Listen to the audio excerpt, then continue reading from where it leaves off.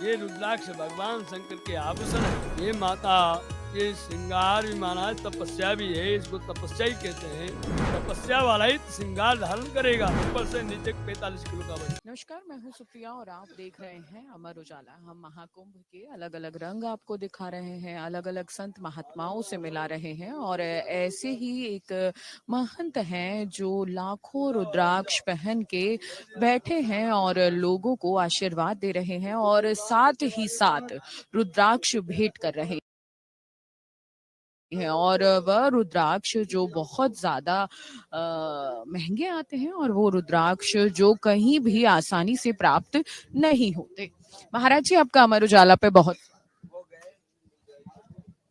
गजाननं भूतगणाधिसेवितं कपीतजम्बोपलचारुभक्षणम् उमासुतं शोकविनाशकारकम् नमामि विघ्नेश्वरपादपङ्कजम् वन्दे देवमापति सुरगुरुं वन्दे जगत्कारणम् वन्दे पन्गं भूषणं प्रगरं वन्दे पशूनां वदे वन्दे सूर्यशशाङ्गवैनयनं वन्दे मुकुन्दप्रियं वन्दे भक्तजनार्षवर्धं वन्दे शिवशङ्करम्। महाराज जी, आपने इतने सारे रुद्राक्ष धारण कर रखे हैं, ये कोई तपस्या है या आपका श्रृंगार?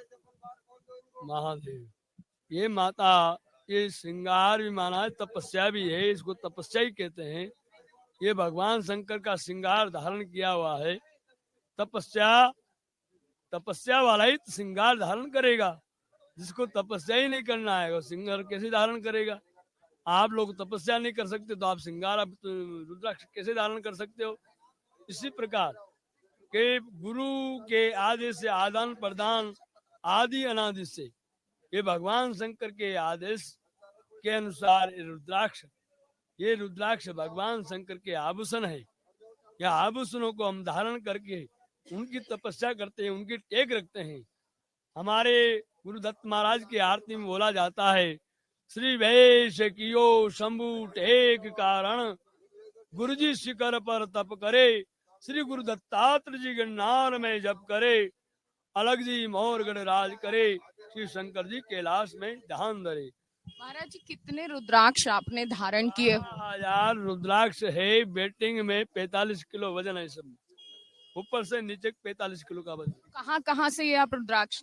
रुद्राक्ष पूरन नेपाल से आता है, काठमांडू नेपाल। महाराज जी, हम यहाँ देख रहे हैं कि आप आशीर्वाद दे रहे हैं और जो रुद्राक्ष आसानी से नहीं मिलते वो आप भक्तों को बांट रहे हैं। वो भक्तों को इसलिए बांट रहे हैं कि हमारा धर्म बहुत पीछे जा रहा है।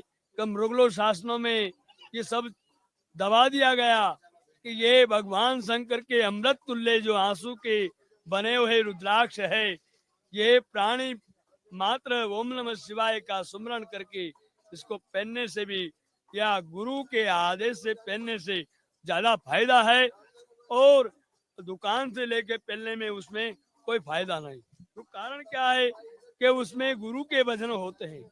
गुरु भगवान भजन करके उसको रुद्राक्ष को धारण करते हैं। उसमें पावर होता है, उसमें इतना पावर होता है कि जगत की ऊर्जा को वो जो अदूषित ऊर्जा को समा लेता है। महाराज जी, अगर किसी को सुख संपत्ति रखनी हो, घर में शांति बनाए रखनी हो, तो उसे कितना मुखी रुद्राक्ष पहनना?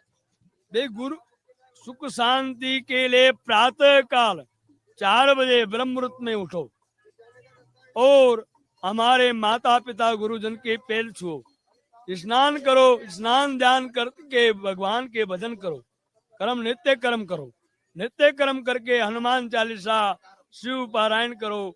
कई प्रकार के पारायण अपने सनातन में दिए गए, 4 वेद 18 पुराण 6 ग्रंथ बनाए गए हैं।